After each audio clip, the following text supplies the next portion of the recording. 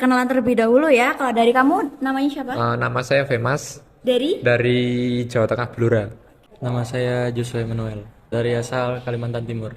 Saya Rizky Fadli dari Sumatera Barat. Saya Najwa dari Jakarta. Di sini kita mau bertanya-tanya tentang kebinekaan yang kalian miliki nih. Kalau di tradisi Jawa Tengah itu ada tradisinya namanya kurang tahu sih, tapi sepengetahuan aku ada kalau tradisi untuk tamu-tamu yang dari luar pulau atau luar suku gitu. Kamu sendiri? Kalau ada tradisi nggak buat ini menyambut dari orang luar nih? Kalau di kotaku untuk orang yang berlibur ke kotaku aja sih nggak ada untuk menjamu tamu, tapi kalau misalnya pejabat-pejabat tinggi ada untuk menjamu tamu tradisinya. Kurang tahu karena itu di bagian di kampung adat sana. Kalau dari kamu nih? Kalau di daerah aku penyambutan tamunya biasanya bagi orang-orang penting itu ada tari piring. Oh, dari pilih. Itu di semuanya kayak ini cuma petinggi aja atau? Orang-orang penting. Oke. Kalau kamu? Ada, tapi aku kurang tahu namanya apa. Oke. Kalau di daerahku kurang tahu sih kalau akulturasi itu sih kurang tahu. Kalau di daerahku ada biasanya setiap tahun ada pesta karnaval atau pesta apa ya, pesta adat kalau nggak salah ya. Di situ dia menampilkan berbagai macam kostum adat dan di situ ada akulturasi antara pakaian-pakaian adat gitu. Itu diadakannya kapan? Mungkin akhir tahun atau pas HUT gitu, HUT Di kota lapangan ya gitu. Kalau pakaian adat daerahku memang asli daerahku, bukan percampuran dari suku lain atau budaya lain. Oke, kalau kamu? Aku kayaknya nggak ada, tapi aku kayak kurang tahu juga sih. Masih kurang tahu ya. Ada sih kalau di Jawa Tengah itu ciri khasnya itu kalau interaksinya itu nadanya lembut, terkenal lembut karena masih banyak keturunan keratonnya, jadi untuk interaksi itu nada bicaranya sangat lembut sekali. Seperti contohnya apa sih? Ya kalau dijelasin nggak bisa sih, kalau ngomongnya ya biasa ngomong bahasa Jawa kerama gitu. Kalau di sini nggak bisa dirasain, kalau kamu bisa ke Jawa Tengah pasti bisa ngerasain gitu. Oke, baik, kamu dari sini. Kalau interaksi di kotaku ciri khasnya kurang tahu, mungkin dari bahasa kan. Kalau dari bahasa sih, kalau di kotaku itu karena penduduknya bukan mayoritas orang Dayak, jadi ya interaksinya berbeda-beda. Kalau persoalan Pancasila dari daerahku ya, kalau daerah Sumatera Barat itu memang Pancasila, soalnya asal usul Pancasila itu diantara perumusnya kan dari orang Sumatera Barat. Ya. Kalau betul siapa itu? Muhammad Yamin, Oh, iya. Muhammad Hatta. Kalau dari aku sendiri aku agak lumayan kurang tahu, cuman kalau dari gaya bahasanya itu pasti itu kayak agak nyablak banget, ceplas-ceplos, terus juga biasa pakai bahasa Betawi juga. Gaya tahu di Jakarta tuh apa aja sih? Ada banyak nih. Ayo, mau apa nih? Ada ondel-ondel, ada kerak telur. Wes. Kalau di daerahku sih jarang banget sih terjadi konflik kayak gitu. Sampai sekarang itu nggak ada konflik. Iya, alhamdulillah masih aman di. Kalau ada kemungkinan lah nanti ada konflik, menurut kamu tanggapannya gimana sih? Sebagai mahasiswa kan, apakah kamu akan melakukan apa gitu? Ya kalau konflik kalau bisa diselesaikan dengan cara itu, ya dengan cara kepala dingin lagi tuh. Oke. Kalau di kotaku sih nggak ada ya. Tapi kalau misalnya di pedalaman Kalimantan mungkin ada konflik-konflik SARA gitu. Terus cara kamu tanggapi konflik tersebut kayak gimana? Ya diselesain baik-baik aja. Ya, gitu. Kalau dia nggak mau selesai baik-baik gimana? Udah perang. Oke, selanjutnya. Kalau untuk di daerahku, terutama aku kan tinggal di kota Bukit Tinggi yang dikenal dengan kota wisata, itu nggak ada. Soalnya kalau misalkan ada itu sangat mengganggu perekonomian kota dengan adanya konflik SARA tersebut. Maka warga kota berusaha untuk menghindari bahkan menjauhi dari hal berbau konflik itu. Dari Jakarta nih, gimana ada konflik? Kalau dari aku sih kemungkinan ada, cuman karena aku juga kurang mengikuti, jadi kayak aku kayak iya, karena aku orangnya tertutup sekali gitu. Mungkin kalau ada ya diselesaikan secara baik-baik lah. Kalau misal pakai jalan damai, kenapa harus pakai kekerasan? Kalau di daerahku itu pakai bahasa Jawa gitu loh.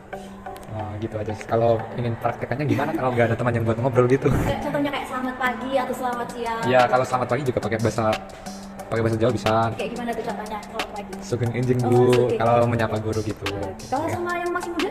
Ya say hi aja sih. Halo, dari mana? Berarti beda ya sama yang udah lebih tua sama yang masih muda? Iya, beda? karena bahasa Jawa ada tingkatannya gitu. Oke.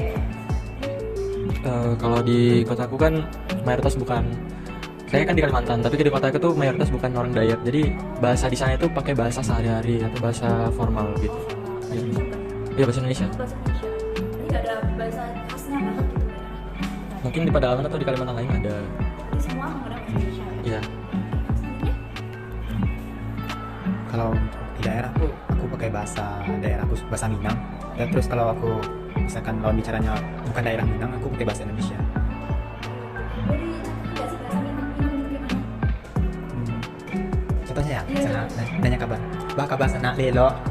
Artinya bagaimana kabar kamu, saudara? Apakah baik? Jawabnya Lo jawab. Lelo.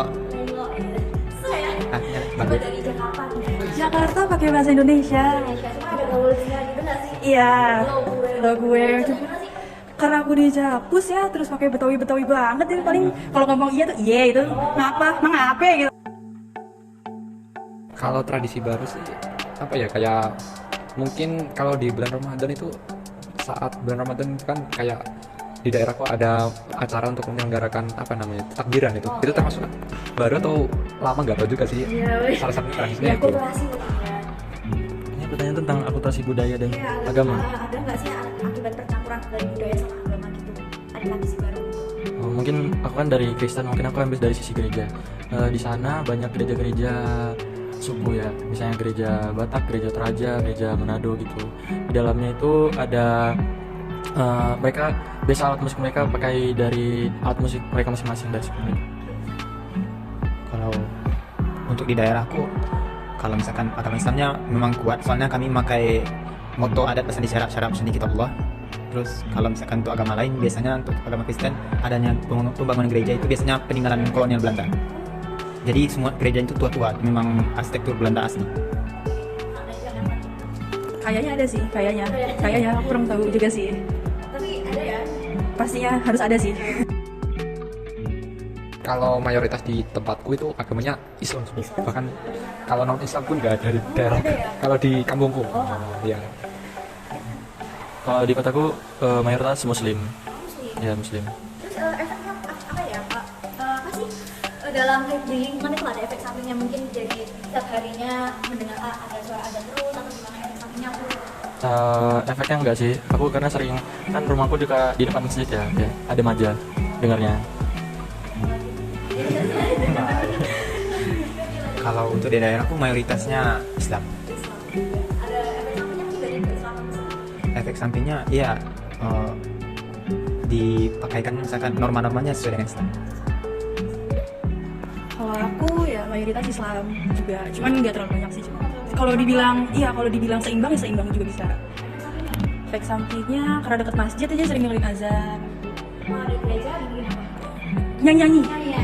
Iya. Nah, sekarang selanjutnya kita mau sesi kuis. Nah, ini jadi kita cepet-cepetan ya siapa yang bisa menjawab pertanyaan ini. Oke. Yang berkedudukan sebagai landasan ideal dalam wawasan Nusantara bangsa Indonesia adalah A. GBHN sebagai politik dan strategi nasional, B. UUD 1945, C. Pancasila, D. Pembukaan UUD 1945 alinea keempat, E. Ketahanan nasional sebagai konsepsi nasional. Ada yang mau jawab? Saya. Iya. Pancasila. Oke, Pancasila, keren. Oke, selanjutnya pertanyaan kedua nih ya. Saat ini tengah berlangsung KTT G20 yang berlangsung di Indonesia. Ada yang tahu nggak tempatnya ada di mana? Iya. Ada di Bali. Oke. Pertanyaan ketiga, calon ibu kota negara Indonesia yang baru ada di provinsi mana nih? Oke.